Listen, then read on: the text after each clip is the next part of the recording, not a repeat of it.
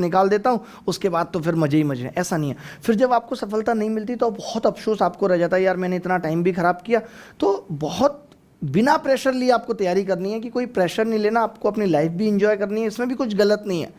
और आपको पढ़ाई के लिए भी टाइम निकालना है। छोटे छोटे गोल सेट करने चाहिए, चाहे वो लाइफ के हों, चाहे आप जॉब की तैयारी कर रहे हैं। मेरा ऐसा मानना है, हम टाइम टेबल बना देते हैं, स्ट्रिक्ट टाइम टेबल, 1 महीने का टाइम टेबल बना दिया, मैं सुबह 7 बजे जगूंगा, 7 से 8 नहाना।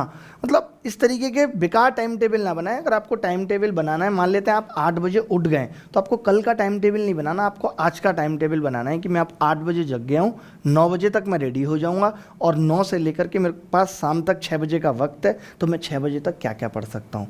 और पढ़ने का मतलब सिर्फ ये नहीं होता कि आपने पढ़ दिया और रख दिया। जैसे जब हम किसी मैप को स्टडी कर रहे होते हैं तो उतने अच्छे से नहीं जान पाते, जितना हम उसे इम्प्लीमेंट करते हैं, जब वहाँ घूमते हैं, जाते हैं, तब ज़्यादा अच्छे से समझ पाते हैं। ऐसे ही पढ़ाई का है कि भाई आपने अगर 3 घंटे पढ़ाई की, तो आपको ये देखना है कि इसका निष्कर्ष क्या निकला। मान लेते हैं आप कोई जीएस का सब्जेक्ट पढ़ते हैं, तो उसके बाद आपको क्वेश्चन प्रैक्टिस करने की भी ज़रूरत है कि जो आप पढ़ रहे हैं क्या उसको आप सही तरीके से इम्प्लीमेंट कर पा रहे हैं, नहीं कर पा रहे। बहुत सारे बच्चे पढ़ते रहते हैं, सिर्फ पढ़ते रहते हैं, लगातार साल दर साल पढ़ते रहते हैं और उसका निष्कर्ष ही कुछ नहीं निकल रहा। तो आपको पढ़ने के बाद ये भी अप्लाई करके देखना है। इसका मतलब ये है कि आपको टेस्ट सीरीज देनी है, जैसे भी आप पता कर सकते हैं कि जो आपने पढ़ा उसका आप इम्प्लीमेंट कर पा रहे हैं उसको या नहीं कर पा रहे।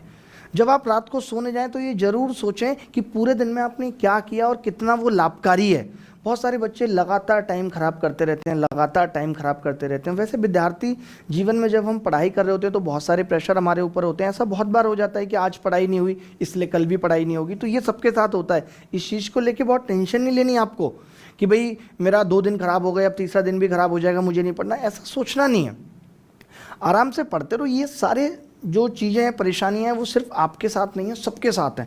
बहुत सारे बच्चों के एक्सक्यूज, मैं गांव से आया हूँ इसलिए मेरी इंग्लिश ठीक नहीं। अरे कोई बात नहीं, मैं भी गांव से था, मैंने भी इंग्लिश को जितनी ज़रूरत थी, क्योंकि आपको अपनी स्ट्रेंथ जाननी है। आपको लगता है कि मेरी मैथ्स स्ट्रेंथ है, कि भाई मैं मैथ्स में बहुत अच्छा कर सकता हूँ, तो आपको उसको ही आगे बढ़ाना है। बाकी सब में अगर आप एवरेज भी रहेंगे, जैसे मेरा मैथ्स बहुत अच्छा था तो मैंने मैथ्स के दम पे ही एग्जाम निकाल दिए, बाकी सब चीज़ें एवरेज थी। क्योंकि सारी चीज़ों में आप टॉप नहीं कर सकते। अगर आप ये सोचते हैं कि भगवान ने मेरे को मैथ्स अच्छा दिया, इंग्लिश क्यों नहीं दी, तो सबको सब कुछ नहीं मिलता। कहते हैं ना कि भगवान का स्क्रीन प्ले भी बड़ा अजीब है, हर किसी को मुकम्मल जहां नहीं मिलता। जो आप चाहेंगे वो सब कुछ आपको नहीं मिलेगा।